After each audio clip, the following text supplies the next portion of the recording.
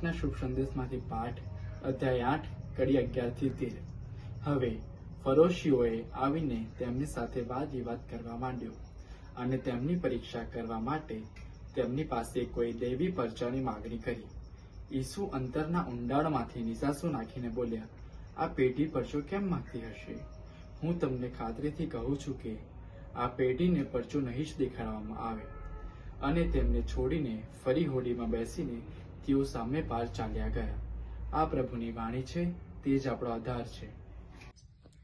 આજના શુભ સંદેશમાં જણાવવામાં આવે છે કે ફરોશીઓ આવીને પ્રભુ પાસે વાદ વિવાદ કરે છે, તેમની પરીક્ષા કરવા માટે ચમત્કારની માંગણી કરે છે। પ્રભુ કહે છે, આ પ્રજા પરચો કેમ માંગતી હશે? આવો જ એક બીજો પ્રસંગ આપણને યોહાનના 20મા અધ્યાયની 25મી કડીમાં જોવા મળે છે। સંત થોમા કહે છે, જ્યાં સુધી હું ખીલાના ચિહ્ન ન જોઉં અથવા એ ખીલાની જગ્યા પર પોતાની આંગળી ન નાખું તથા તેના પડખામાં હાથ ન નાખું, ત્યાં સુધી હું વિશ્વાસ ના કરું।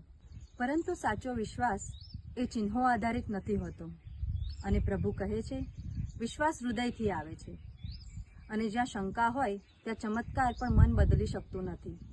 તો આપણે હંમેશા વિશ્વાસ રાખવો જોઈએ અને પ્રાર્થના કરતા રહેવું જોઈએ।